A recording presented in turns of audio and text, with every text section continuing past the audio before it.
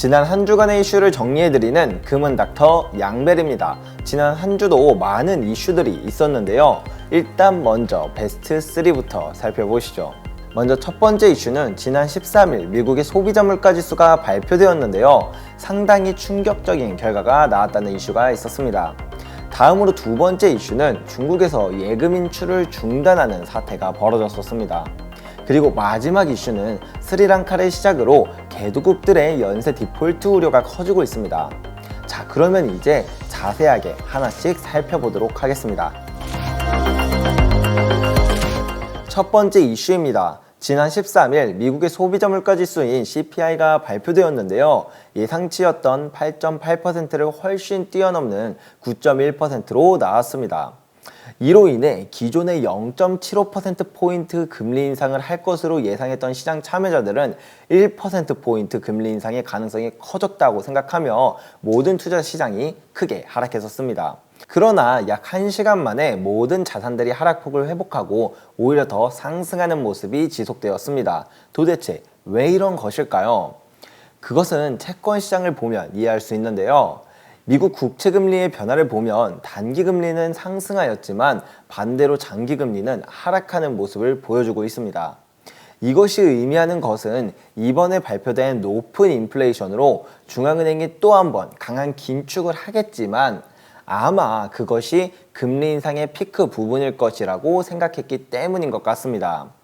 확실하게 9월부터는 인플레이션이 꺾일 것이라는 전망도 있고 장단기 금리차로 보더라도 기준금리가 상승할 수 있는 폭이 이제 매우 제한적이기 때문에 더 이상 긴축은 힘들 것이라고 시장 참여자들은 받아들이는 것 같습니다. 물론 이렇게만 보면 이제 좋은 일만 남았을 것 같지만 세계적으로는 상당한 위기감이 있는데요. 이에 대한 설명을 다음 이슈에서 바로 이어서 설명드리겠습니다.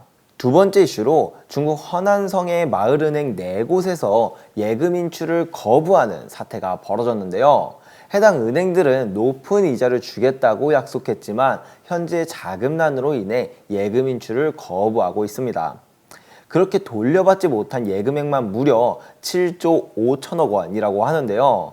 이로 인해 해당 은행들의 예금주들은 시위를 벌이고 있고 그것을 진압하는 경찰들과 부딪히며 유혈 사태까지 벌어지고 있습니다.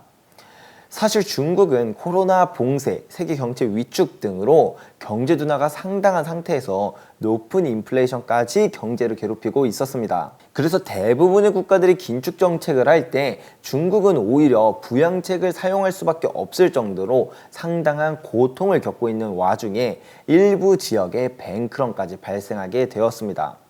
한국의 상황도 한번 생각해보면 안 그래도 2008년 글로벌 금융위기 이후 처음으로 무역수지가 3달 연속 적자를 기록하고 있는데 우리나라 최대 교역국인 중국의 무역이 흔들리면서 불안감도 커지고 있는 상황입니다. 자, 마지막 이슈는 개도국 연쇄 디폴트 우려에 대한 내용인데요.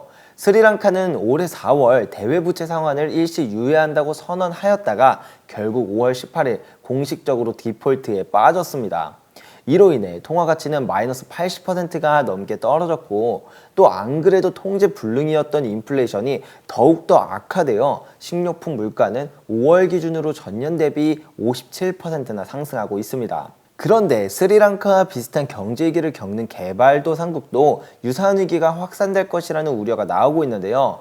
잠비아와 레바논은 이미 현재 상황을 고려해서 부채를 좀 줄여달라고 국제사회에 요청하였습니다. 또한 파키스탄은 일단 가까스로 디폴트를 면하긴 했지만 외환보유고가 2달치 수출액보다도 적은 상태이기에 동맹국인 중국으로부터 달러를 빌려왔습니다.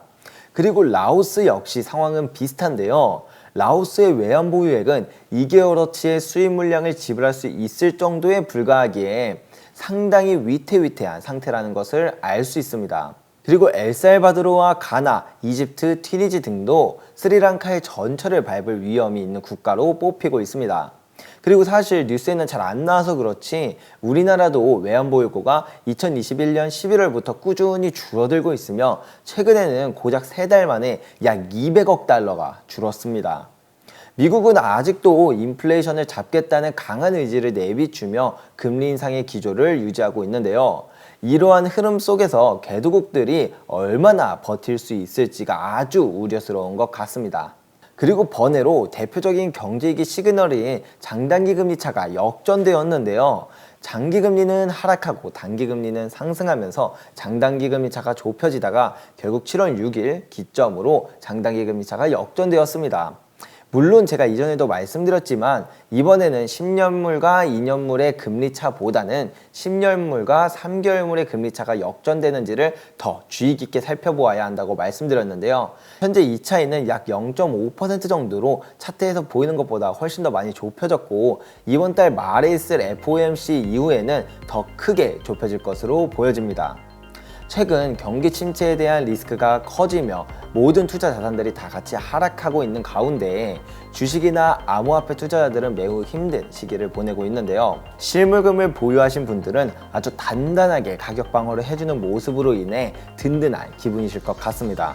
앞으로 상황이 더욱 심화되며 언제 찾아올지 모르는 경제 위기에서 금은 우리를 안전하게 지켜줄 것이라고 생각합니다.